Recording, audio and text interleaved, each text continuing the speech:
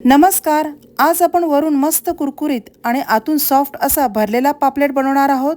हा पापलेट तेलामध्ये फ्राय केल्याने वरून कुरकुरीत होतोच, त्याचप्रमाणे आतमध्ये फ्राय केलेलं वाटण भरल्याने आतून छान असा सॉफ्ट होतो. तर असा हा भरलेला पापलेट बनवण्यासाठी मी इथे 4 पापलेट घेतलेत.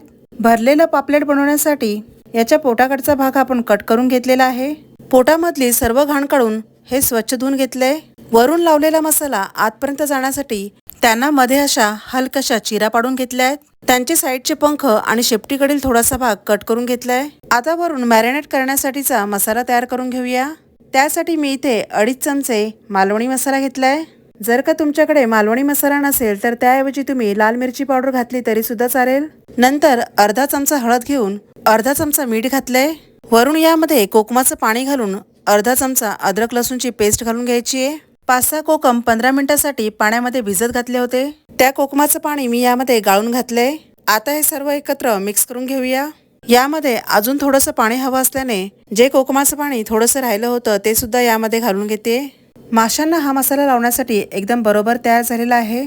आता आपल्याला हा मसाला पापलेटला लावून घ्यायचा आहे. मसाला हा सगळीकडे सारखा लावून माशांना मध्ये ज्या चिरा पडल्या होत्या त्या चिरांमध्ये सुद्धा हा मसाला व्यवस्थित भरला पाहिजे. अशा पद्धतीने हा मसाला आपल्याला लावून घ्यायचा आहे. हे मासे अर्धा तास तरी मॅरिनेट करून घेऊया. त्यामुळे हा मसाला आतपर्यंत मुरला जाईल. तोपर्यंत आपण त्याचं स्टफिंग बनवून घेऊया. त्यासाठी अर्धी वाटी किसलेलं ओलं खोबरं घेतलंय. हे असं वाटण भरून तळलेलं पापलेट चवीला खूप छान लागतं. 7-8 लसणीच्या पाकळ्या घ्यायच्या आहेत. 1 इंच अद्रकाचे बारीक तुकडे करून घ्यायचे आहेत. 5-6 हिरव्या मिरच्या घेऊन अर्धा चमचा जिरं घ्यायचे. त्यानंतर पाव चमचा मीठ घालून थोडीशी कोथिंबीर घ्यायची आहे. आता यामध्ये थोडंसं पाणी घालून घ्यायचे. पाणी घातल्यावर हे वाटण आपल्याला मिक्सरमधून एकदम बारीक करून घ्यायचे. तर असं हे वाटण एकदम बारीक करून घेतलेलं आहे. हे वाटण तेलामध्ये आपण चांगलं फ्राय करून घेणार आहोत. त्यासाठी गॅसच्या मिडियम फ्लेमवर पॅन ठेवून त्यामध्ये 2 लहान चमचे तेल घालून घेतले. तेल थोडंसं गरम झाल्यावर त्यामध्ये हे वाटण घालून घ्यायचे. हे वाटण या तेलामध्ये थोडा वेळ चांगलं परतत राहायचे. चमच्याने सतत परतल्याने ते सगळीकडून सारखं असं भाजलं जाईल. तर इथे वाटण पहिल्यापेक्षा थोडं जरा सुकं झालंय. त्यातील पाण्याचं प्रमाण हे थोडं कमी झालेलं आहे. अजून आपल्याला थोडं हे शिजून घ्यायचं आहे. या वाटणाचा कच्चेपणा जाईपर्यंत हे छान असं भाजून घ्यायचं आहे.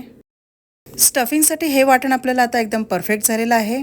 आता हे थंड झाल्यावर आपण या पापलेटमध्ये भरून घेणार आहोत. जेवढं हे वाटण यामध्ये राहील तेवढं यामध्ये चांगलं भरून घ्यायचं आहे. वाटण हे तेलामध्ये चांगलं फ्राय केल्याने त्याचं कच्चेपणा जाऊन ते चवीला खूप छान लागतं आणि त्यातील पाण्याचं प्रमाणसुद्धा कमी होऊन ते एकदम भरण्यासाठी योग्य होतं. म्हणून हे वाटण तेलामध्ये चांगलं शिजवून घ्यायचं आहे. अशा पद्धतीने हे वाटण सर्व पापलेटमध्ये भरून घ्यायचं आहे. आता या पापलेटला वरून रवा आणि तांदळाचं पीठ लावून घेऊया. त्यासाठी इथे मी अर्धी वाटी रवा आणि अर्धी वाटी तांदळाचं पीठ घेतलंय. त्यामध्ये अर्धा चमचा लाल मिरची पावडर घालून थोडंसं मीठ घालून घेतलंय. आता हे सर्व चांगलं मिक्स करून घेऊया. रवा आणि तांदळाचं पीठ आता आपण पापलेटला लावून घेणार आहोत. सगळीकडून व्यवस्थित असं या पापलेटला कोट करायचंय. हाताने असं हे हलकंसं प्रेस करायचंय. हे असं प्रेस केल्याने रवा आणि तांदळाचं पीठ याला चांगलं चिकटलं जाईल. त्यामुळे फ्राय करताना ते निघणार नाही. अशाच प्रकारे सर्व पापलेट आपल्याला कोट करून घ्यायचे आहेत. किती मस्त असं कोटिंग आलेलं आहे. आता आपण याला फ्राय करून घेऊया. फ्राय करण्यासाठी गॅसच्या मिडियम फ्लेमवर पसरट असा तवा ठेवला आहे. त्यामध्ये 2 चमचे तेल घालून घेतले. मी ते पापलेट शॅलो फ्राय करून घेणार आहे. त्यामुळे यामध्ये तेल कमी प्रमाणात घातले. तेल चांगलं गरम झाल्यावरच यामध्ये पापलेट सोडायचे. याची एक बाजू चांगली फ्राय झाल्यावर आता आपण याला हळूवारपणे पलटी करून घेऊया. गॅसची फ्लेम ही मिडियम ठेवूनच हा पापलेट फ्राय करून घ्यायचा आहे. तेल जर का जास्त गरम नसेल आणि त्यामध्ये पापलेट सोडलं तर त्यावरील कोटिंग निघायला लागते आणि पापलेट कुरकुरीत न होता एकदम मऊ होतात. याची आता दुसरी बाजू सुद्धा छान अशी फ्राय झाली आहे. तर आता आपण याला एका प्लेटमध्ये काढून घेऊया. तर लगेचच मी दुसरा पापलेट सुद्धा फ्राय करण्यासाठी घालत आहे. याला सुद्धा तसंच फ्राय करून घेऊया. जर का यामध्ये तेल जर कमी वाटत असेल तर वरून तुम्ही यामध्ये तेल घालू शकता. हा सुद्धा पापलेट दोन्ही साईडने मस्त असा फ्राय झालेला आहे. हा पण पापलेट आता आपण काढून घेऊया. असे सर्व पापलेट मी फ्राय करून घेणार आहे.